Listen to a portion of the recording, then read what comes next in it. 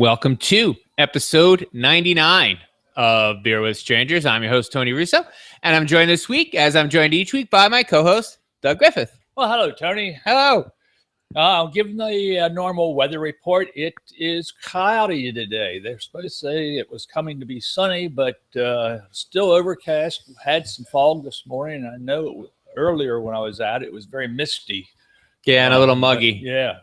It was like 100% humidity. Yeah, you didn't move tough. too much. You were sweating. So. God, it's awful out.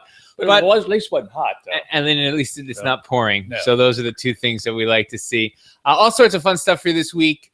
But we're going to start off with a recap of the weekend because we had a great time here at it was great Saturday. Extreme. And thank you for everybody who came out. And so how did it go? Did you get any feedback? How did you? I had great interest. Some people had said that birthdays are coming up or some Father's holiday. Day. Yeah. So I think we've got some interest in potential buyers. But main thing, it was just a good demonstration. Mike did a great job. Mike Bonai, who is a teacher at Del Tech, he did a great job of presenting the Grainfather and showing all the components and actually how it worked. Yeah, it was great how engaged he was and how everybody kind of like came together. And he, it was a 4-hour thing, and everybody stayed, but almost everybody stayed the entire time. A couple of people had to leave a couple minutes early, but it was great how they all kind of hung out, and like when new people came in, they got to ask the same questions, and other people were happy to hear the same answers over and over again. Well, I think it reinforced that what it does and how you do it. And we had the one that wasn't a new one sitting here, so you could still see the inside, right? Even though it was in use by another stage, or you had the boil going, you could still see how the setup was for the mashing part of it in the sample we have here. Yeah, and I know we've gone over this before. We'll go over it again. I think everybody was most amazed by how quickly it cooled down. That cool down thing, yes, it worked great. It just astounds people. What was it? 6 minutes he got the water cool in. Yeah.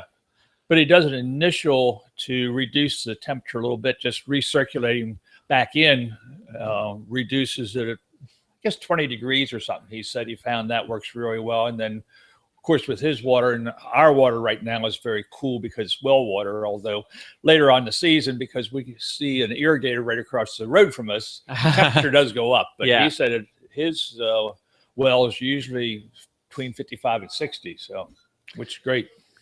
And there was lots of good food. I got to have all the chips and the dips, and there was plenty of great beer. Something that we haven't really talked enough about, and we'll do a show on it all together, but I want to at least mention is you guys have the Fin City beers. We're waiting for approval back from Vince Wright and his partners as to all the procedures we've got set up and the labels to produce homebrew beers of their 3 beers of theirs. And we got to taste them, and they all tasted great. I mean, I've had them before, and the ones that you can make yourself. Yeah, I've had the commercial ones before. And these were just awesome beers. And it's funny because I think a lot of people haven't had homebrew in a long time, or they had maybe one bad batch that a friend made, but the beer that I have here is always just great. I mean, the stuff that people bring in is always just fantastic. People really know what they're doing. Yeah. Well, thanks for the compliments for us. We don't do anything exceptional that a normal home brewer can't do. We don't use anything other than the ingredients that we have available for everybody to use. So now part of it may be expertise, that we know where to look for the pitfalls and how to avoid the problems. But a lot of it is just fermentation temperature and just good, clean procedures. Yeah, because you feel like you're not, like there must be things that you guys don't even notice you're preventing from happening, just like absentmindedly. It's just good procedure. Yeah, just to do the same thing every time. Right. You do it 1,000 times or whatever, 10,000 hours of practice.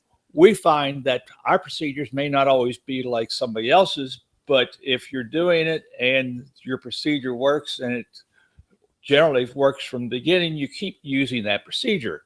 So there may be tweaks in it that you can do to possibly make it better, but most people, we find, if the procedures that they use work, they continue with those procedures. And speaking of procedures, we'll use this as a segue into our first story. This week we read in Fortune that Whirlpool, the washing machine company, is getting into a home brewing system, but a fermentation system. Do you want to talk about it a little bit? Well, I find it interesting that a big called conglomerate, I guess, is looking at the home brew market. I guess they're seeing enough individuals, and I think it was 1.3 million people are home brewers is what they had estimated. Right. So I guess they're seeing the potential there of even 10% of that. That's plenty of units, yeah. And these guys also make KitchenAid, which is another really, like, they sell to people who spend money on equipment, like KitchenAid does anyway. So, but if they made, I would assume something that's going to have a refrigeration unit in it to control temperatures, because you've got to ferment it, and then they talked about actually being kegged and then dispensed from that unit. Now then, and so they started a GoFundMe or an Indiegogo, or some sort of crowdfunding program for people who are, if you're interested enough, I guess you invest in the. And then they said they'd offer, I think it was 37%, I believe it was, off the purchase price, which was like $1,900 though. Yeah, and that's the thing. It's not only incredibly expensive, well, it's just pretty expensive, but also one of the things that confuses me is, so you drink the beer and then you can start brewing. You have to drink the entire 5 gallons or whatever. That's what I would assume. It just didn't really say. Now maybe they have a separate section for fermentation and one for dispensing, but I didn't read that. In their article. And this still doesn't include how you make your beer. It's just fermenting the beer, fermenting and dispensing. And I mean, do people I guess the only complaint about fermentation is, as we were discussing on Saturday, sometimes it blows up. But well, part of that's because of temperature. You can't control your temperature. It gets warmer than what you want it to do, and that's the whole idea with this piece of equipment. It would maintain temperature for you, right? So you wouldn't have any exploding. Which is one of the big variables with home brewing. And I don't see why. I guess that seems like a bell and a whistle that you may not need, unless they have like 2 chambers or something. Right. That's what I don't know. No. What we do for our own purposes here for fermentation, we've got what you see right over here to our, which you can't see at home. Anyway, but we have a freezer that we've put a temperature controller in, so we can control our fermentation temperatures. So even if it may go in there a little warm, the controller is going to level it out. Right. Bring it down, the temperature down, and it's going to come down fairly quick. Although with most liquids, it does take a little while for that temperature to change. And this is pretty common. Like a lot of homebrewer guys that do a lot of homebrewing, they'll make, because it looks like the thing you put on them, you added something that was made to do that. Yes, added a temperature controller that actually turns on and off the compressor as it's needed. So to keep it from freezing or trying to freeze the beer. But it's one of the, I think, biggest variables, or one of the things you want to control the most that influences final flavor of the beer is temperature, fermentation temperature. I'd love to see the prototypes. They don't even really have any pictures yet. I didn't get a chance to go to the Indiegogo page or whatever it is, but if you follow us, you go to the site, you can get a link to the story, and then you can get a link, I think, to the Whirlpool. I couldn't find a picture of the thing, is what it is, but we'll see. I mean, we'll keep an eye on this as this story develops. Yeah. And speaking of not really doing anything to get beer, the other story that I found and wanted to talk about was the SodaStream instant beer. Instant beer is as far as I can tell, and we had some discussion about this online, and Doug and I are going to talk about it now. Like, I guess beer concentrate. I mean, that's what I'm reading. So like if you have a SodaStream, you put a couple of drops of lime flavor in it, and you have Sprite. It's like a highly concentrated sugar water with this lemon. Is going to have to be then purchased at a beer distributor or beer and wine distributor. And that's retail store, I would assume, because it's going to be alcoholic concentrate. Right. And well, right now it's only available in Europe. But that's like, I guess they're working on mail order. We talked about that last week or the week before. We talked about the rise of mail order, or that one of the things that the big beers are trying to do is to make mail order easier, because then they can really succeed. Like if Budweiser teams up with Amazon, you can have you can order a beer and have it there in 3 hours. Have it flown in. Yeah, have it flown in. That's a little bit heavy, getting a little bit heavy, but who knows with these new right? Well, maybe it's Bud Light they'll throw in. Yeah. So how can you imagine how you would go about concentrating without distilling it? I would assume it would be like under a vacuum, which lowers the evaporation temperature, but then you're going to probably, it brings all kinds of things to mind. A lower boiling temperature, but you're going to boil off your alcohol first. That's going to have to be recapped and put back in. So I don't know, but there's all kinds of processes they do food wise and beverage wise that I'm sure they've got some experts that are able to figure it out. I'm not going to lie. I will try them if they come out, but I can't see myself going to a liquor store, walking past all of the craft beer and pulling out a vial of beer just so, I'll do it once just so I can say I did it. But I do you have a soda stream? I do have a soda stream. I absolutely love it. And that's, I was asking Doug if he had one, and it occurred to me that he has CO2, so he doesn't need a soda stream. I know I absolutely love my soda stream. And what's interesting is when we talked a couple weeks ago, in case you missed it, about whether or not it was economical to have a keg system in your house as opposed to bottling. And in the long term, you feel like, and this actually also came out on the thing on Saturday. In the long term, you feel like you're going to want kegs only because you make enough beer, and washing all the bottles and all of those things gets tedious after a while, and you only buy 1 or 2 bottles of CO2 a year. Right. And then you have soda in your house all the time, and you don't need a soda stream. Right. So I got to the point last summer, we were going through so much soda. I was like, you know what? We're just going to get a CO2 system and hook it up in the house so that we can always have soda, instant soda. But I find it interesting here. This is the second article we're talking about today, and here it's 2 things that are from large companies getting into the home brewing industry because it's become extremely popular. Yeah, they can see that they can make some money at it. And actually, that can be a segue into our next story, which is the numbers are out on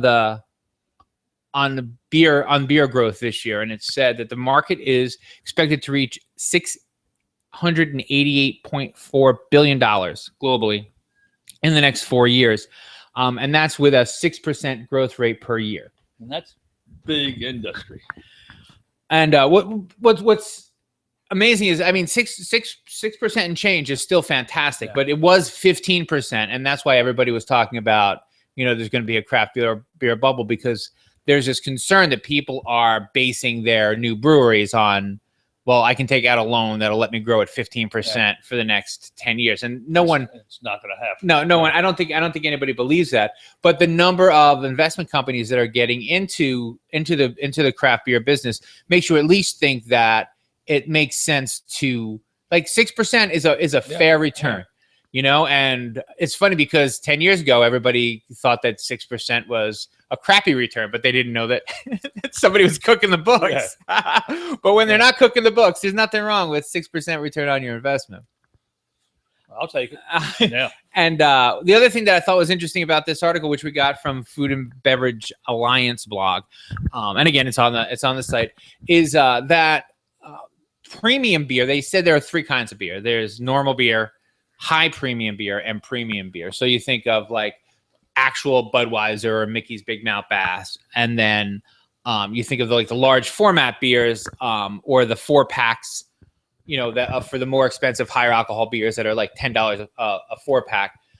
those would probably be the high premium, and then just the regular. Everybody else is in between. Yeah, I feel like the $10 a 6-pack is what you'd call the premium beers, and that is actually expected to grow significantly faster than the other two segments.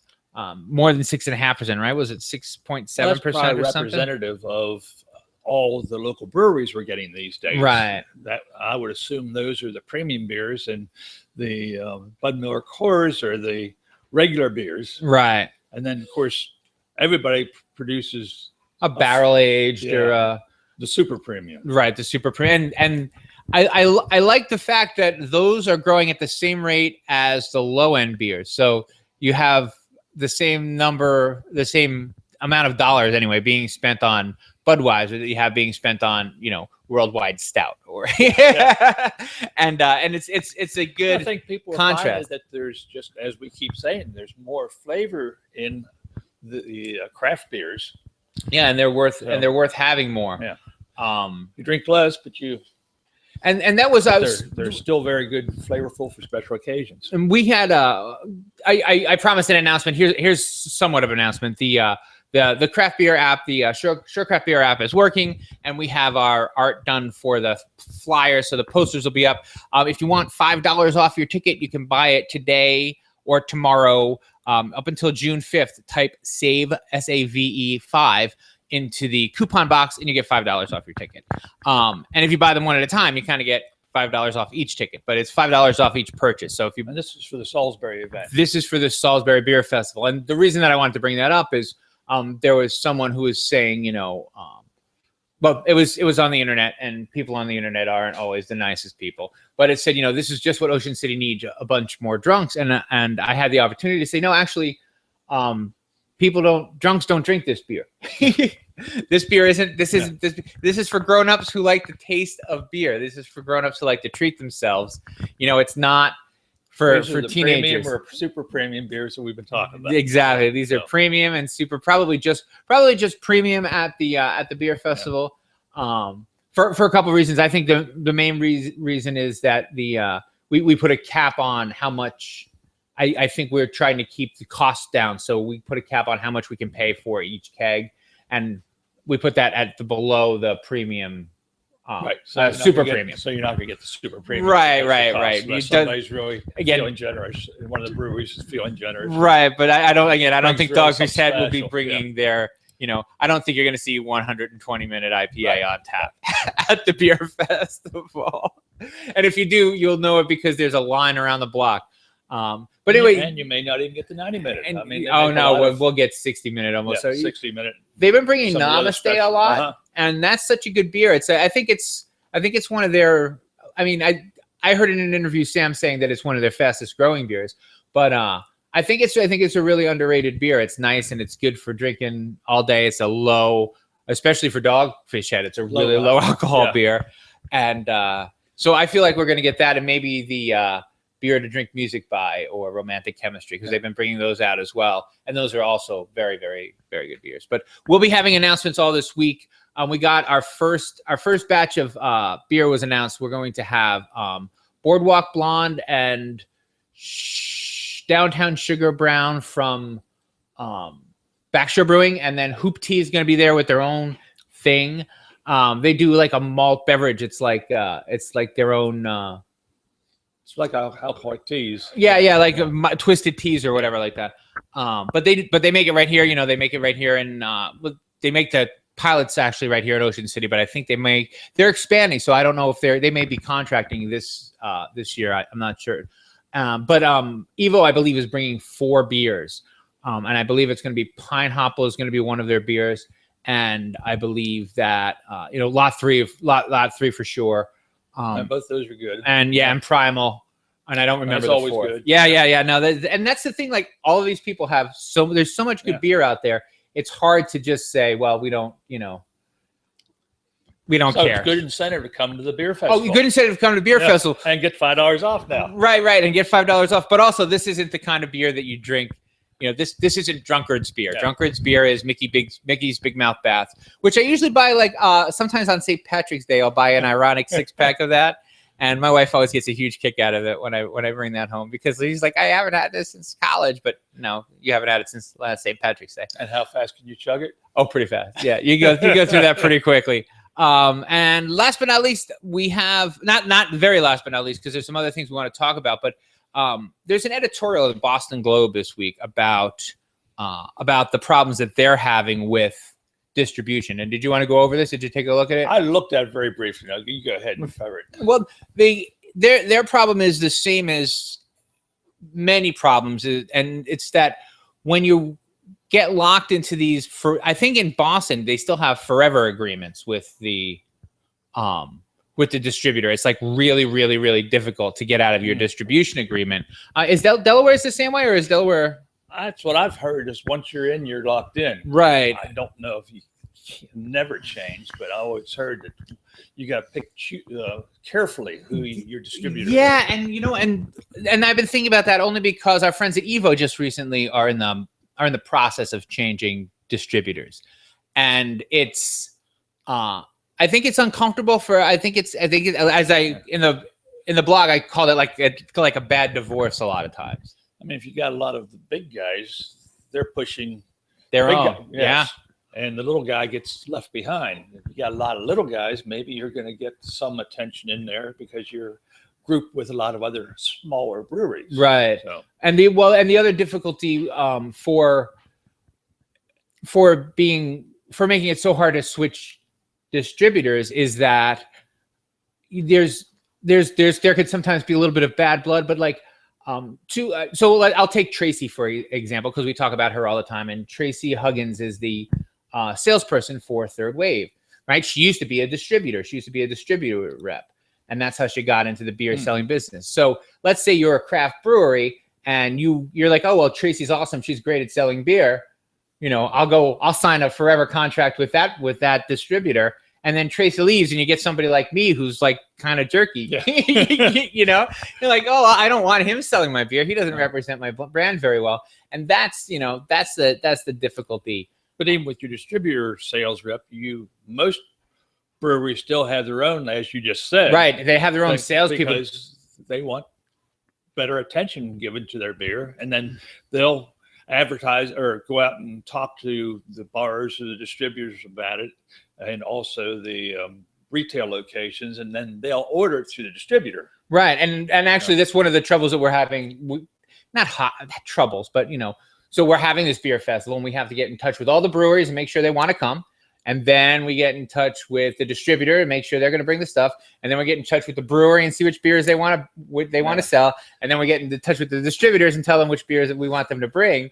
And you feel like if everybody's coming, and there are some breweries that it happened in Secrets in the wintertime, they just brought their own beer and made an invoice to them from their distributor. Yeah. So that they could pay for their own beer that they got from.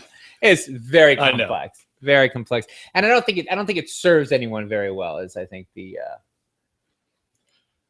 the 3-tier system that you want to make sure that everybody's got their hand in your pocket. Right, and going forward, I think we're going to see a little bit of a shakeup, because we've talked a couple of times, because the laws are different all over the country. Sometimes craft beer and big beer are on the same side in the distribution fight, and sometimes they're on opposite sides. Yeah.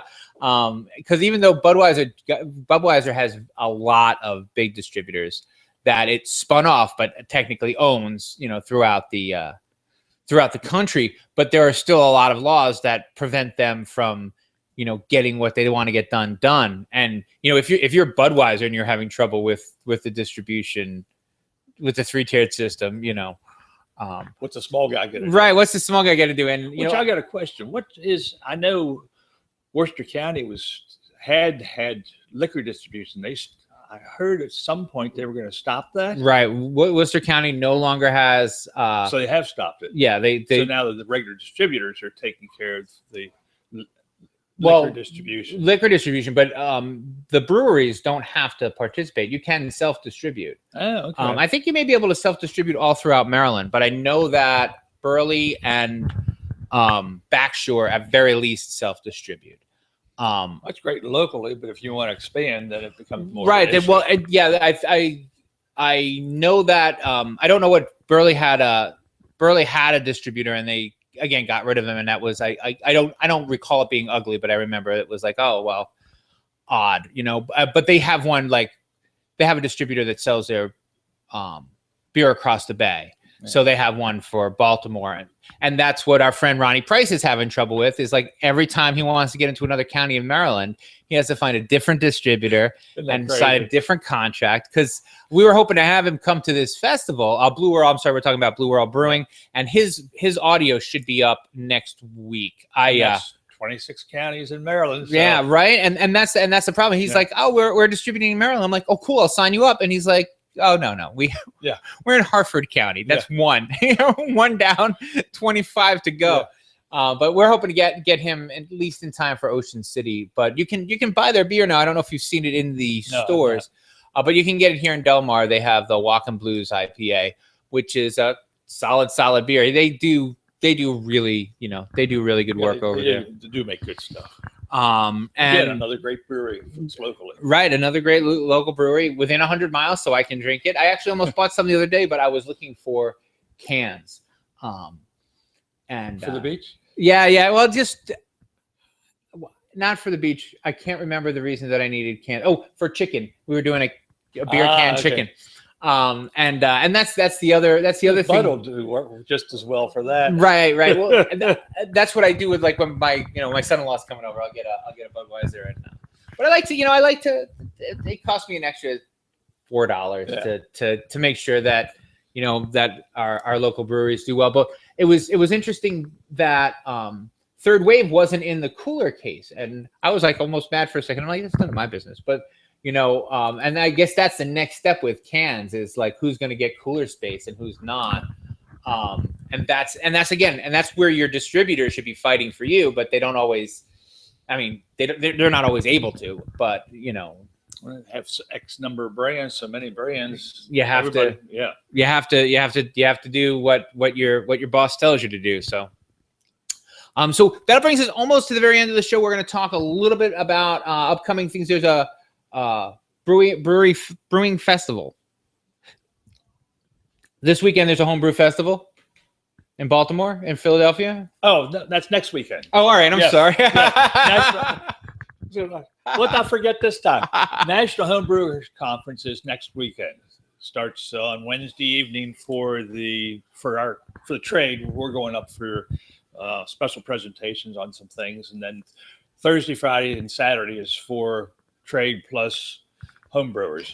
So we'll be up there Wednesday through Saturday next week. So. And that is the 9th, 10th, 7th, 8th, 9th, 10th, or whatever. Right. That's right in Baltimore. So. And so, and if you're listening and you're going, because I know we have a lot of homebrewing listeners. I'd love if you wanted to take pictures and send them to us. We'd like to put them up on the site. I put up a little call for submissions today, but I'll say it out loud. If anybody wants to start their own beer blog, I would love to help you. You can write a couple posts for me, and then you can have your own blog on Shore Craft Beer if you want, or if you're already writing a beer blog and you want to make a submission to Shore Craft Beer so we can share it and get you guys some more eyes on your work, that'd be great. And now there's also this weekend, Saturday here in Laurel, it's the Bike and Brew. Oh, that's right. So, and that's at Johnny Janosic Park. Is that what that's called? It's right downtown on the by Abbott's. By Abbott's, yep, on Broad Creek. And so we'll be there. We can't sell or serve beer, but we'll have soda and tea for all of the bikers. Now, is it just you guys and Dogfish Head again, or? I don't know who all the breweries are that are setting up. I know in the past it had been 16 Mile and Dogfish, but maybe this year will be different. Yeah, well, last year was just Dogfish, but I know that they were. We invited 16 Mile to come to this festival, and I spoke with Sarah there, who's been nothing but nice to me. She's been really, really nice, but she said that they're having trouble. They're having trouble with their distributor in Wycomico County in this part of the state. Oh. And so they're having trouble getting beer to Maryland. So you can come to Georgetown, put one in your car and take it with you. I haven't been there. And I mean, I was there for a couple of stories, but I'm going to hopefully do a signing there and go out and have a beer there and just crazy. I'll report distribution problems you can have. Right. And that's but they're doing well. You know what? They're one of those breweries that sells. They have their crowd and they have their fans and they sell directly to their fans. And my brother had actually asked me whether or not, because I made fun of I didn't put this story up to talk about, but Pizza Hut's trying to get their hands on more spent grain so they can make spent grain pizza. And I just hate Pizza Hut, so I said something nasty about it. And my brother was giving me a hard time. He's like, no, they're using spent grain. Yeah, I don't think you get to complain about that. I'm like, yeah, but 16 Mile they make pretzels out of theirs, and there's a local baker who makes bread out of theirs, and of course up in Greenwood they make bison meat out of theirs. So if you have the bison burger at Abbott's, for example, that bison was raised on grain from Miss Pillion, and I think also from Dogfish Head. I know Dogfish Head works with the bison people too. Yeah, I'm not sure. I know they've been doing that for a long time. Yeah, as long as I can remember. They've been having their spent grains go to some cattle or bison grower, and they make it into dog food and then they make it into pet like hair products or soap or something. Yeah, with the spent grain gives you a little bit of roughness to the soap. So I think I know he listens, so I'll tell you, maybe Johnny, I'll bring you some beer products from Dogfish Head next time I come up. And so last but not least, you have the Eat Your Wheaties is what I. Wheaties? Oh yes, right. Eat Your Wheaties. It's a contest for a wheat beer, so that's coming up next month. So come get your ingredients and brew your beer. And when's it due? Oh, I thought it was due. I thought it was due like the 18th, or it might be. Oh, all right. Check on Extreme. Yeah. Sorry, that's all right. Check on extremebrewing.com. Sorry, go to everything else, and you'll see the Eat Your Wheaties. You'll see the link to the podcast. If you find that the link to the podcast is old, I'm sorry. I'm going to fix that soon. It's just been a busy couple weeks. I forgot that when I moved to the Shark Craft Beer site, I stopped updating the Beer with Strangers site. So I'll get that fixed post haste. And as for me, I will be at Fordham and Dominion Brewing on June 10th when you guys are in Baltimore. Okay.